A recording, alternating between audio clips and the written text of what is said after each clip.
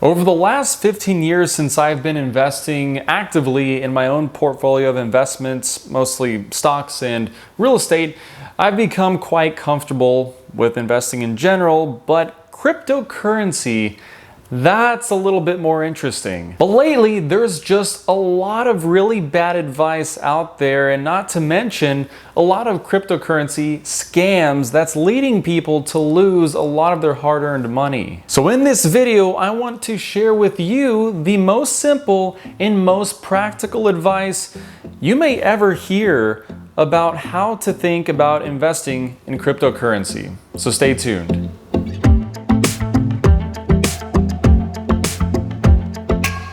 Hey folks, Richard Walls here, and welcome to my channel where I talk about all things career development and personal finance. So if those two topics are of interest to you, consider subscribing down below and hitting the notification bell so you get notified of when I post new content. So with that said, let's get to it. Now for starters, I'm going to be honest. I haven't seen every single video or read every single article there is to read about cryptocurrency investing advice to say if my advice is the most simple and most practical, although I'm pretty sure it is. However, I have seen more than my fair share of absolutely insane cryptocurrency investing schemes being promoted by celebrities, influencers, and really anyone with a pulse that has a large following. So from that, I deduce that there's just a lot of really awful advice out there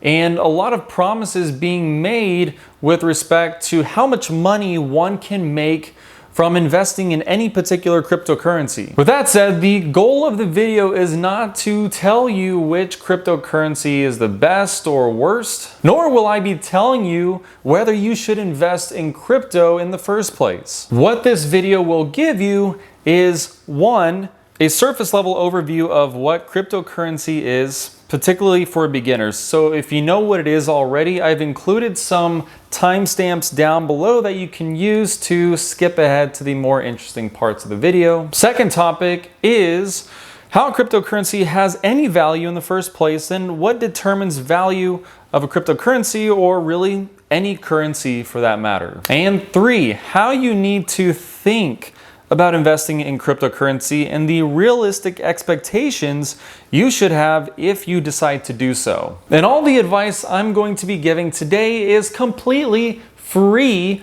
of hype, hyperbole, false claims, really all the fun stuff. So if you're good with that, please absolutely destroy the like button down below. It helps my channel out quite a bit with getting this message out to more people. First things first, what is cryptocurrency? Cryptocurrency, or crypto for short, is a form of digital currency with which you can buy goods and services at whatever businesses accept a particular cryptocurrency. Now, what's special about this digital currency is really 2 to 3 things. First is that the record keeping for all the transactions are decentralized and technically more secure, leveraging a technology called blockchain, which I won't explain here as that's a whole nother topic. Second point is it doesn't involve any central banks or governments, so it's fairly safe from any kind of currency manipulation, at least from a central government. Third is some cryptocurrencies like Bitcoin are finite, which ties into the previous point a bit. If a government is running out of money, then they can simply print more money. That, of course, results in devaluation of the currency. So with Bitcoin and some other cryptocurrencies, because the quantity that exists out there is finite, you don't necessarily run the same risks, at least theoretically, same risks of inflation or hyperinflation. So in my view, when it comes to digital currency or cryptocurrency, but really digital currency in general, I believe that's going to be mainstream in the future. I don't have many doubts about that, especially when you consider most of the transactions that we do are online. Whenever we do online banking, we're looking at numbers on a screen. And the numbers on the screen represent the value we own from a monetary standpoint. And yes, I know I'm oversimplifying this a little bit, but stick with me, it'll make a little bit more sense here in a moment. So the real question is, what determines the value of a cryptocurrency? Just like there are different currencies across the world owned by different governments, so too are there many different cryptocurrencies. Among the more popular ones would include Bitcoin, Ethereum, Cardano, Tether, Binance Coin, and of course, the almighty Dogecoin. And like different countries' currencies, they all have value relative to one another. Bitcoin, for example, at the time of scripting this video, was valued at around $46,000 USD per Bitcoin. So why is it worth $46,000? That's a lot of money. Well, if you recall from earlier when I was describing, well, maybe if you wouldn't have seen this if you skipped that part, but when I was talking about cryptocurrency, what it is, it's a digital currency with which you can buy goods and services. The caveat though is not a lot of businesses accept cryptocurrency or any particular cryptocurrency as a form of payment. At least not yet. And really that underpins the value of any particular cryptocurrency is the expectation and the hope that a particular cryptocurrency will be an accepted mainstream form of monetary value with which you can buy goods and services. So until there is a more mainstream adoption of certain cryptocurrencies, the idea is that you invest in some of these in anticipation that it will become more mainstream, and by virtue of it becoming more mainstream as an accepted form of payment, therein lies the value. And the more a cryptocurrency is accepted as really a medium of exchange of value, the more that that form of currency has value. It's sort of a bit of a snowball, but what we might attribute this to is the network effect.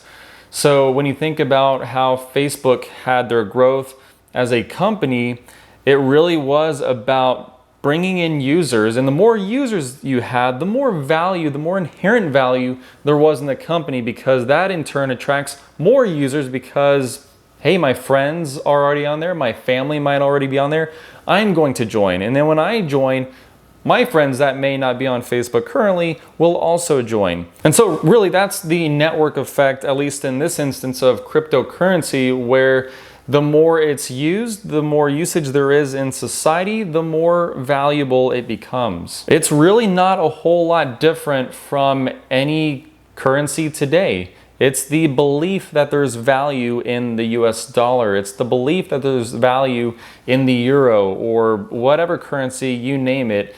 There's a collective belief that there's value there. Now, there's a lot more history when it comes to how we came to value currency today. And one really good book I'll just toss out and mention, I've got a link in the description below to it, but it's a book called The Ascent of Money by a historian named Niall Ferguson, very popular.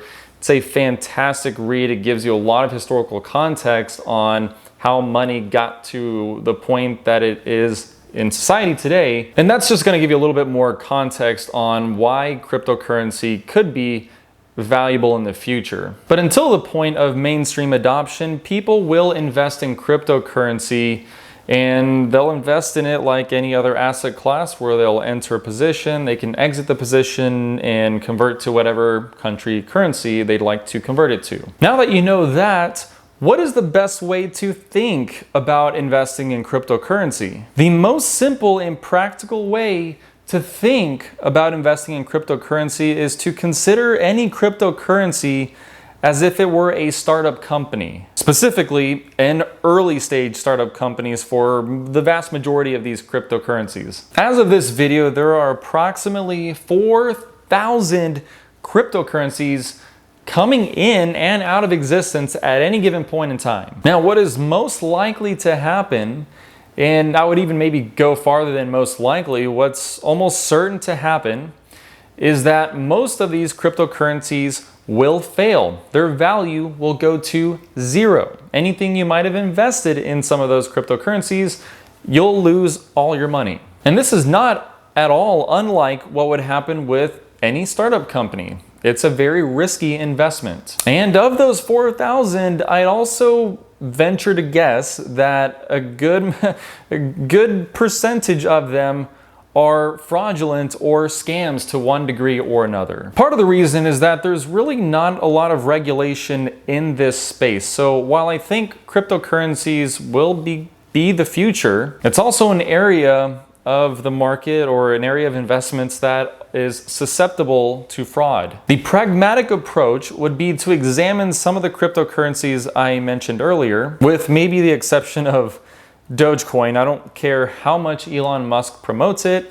That's something I personally would steer clear from. And after a cursory examination of some of those cryptocurrencies, you may want to consider investing in a few of them, but only after you do one of two things. One is you research them like crazy. You become an expert in those cryptocurrencies. You become an expert in blockchain. You understand the ins and outs of what you're getting yourself into. Or two, you don't do much research at all, but you acknowledge that you are making a speculative bet, or you're effectively gambling. Now, in either of those two situations, I think you should realize that this is a really risky investment and you should treat it as such. I think it goes without saying, don't invest your life savings in cryptocurrency. And there's no shortage of really significant risk factors here, one of which, of course, just being the likelihood that any one of these cryptocurrencies will gain mainstream or widespread adoption as a form of currency or medium of exchange. But another risk factor is there's just a lot of uncertainty with respect to government regulations. That's something that's being talked about today. We don't know how that's going to affect the value of cryptocurrency in general. Now, of course, with really high risk comes the potential for very substantial rewards. So depending on your risk tolerance, you may decide or may want to consider putting some money into a few different cryptocurrencies.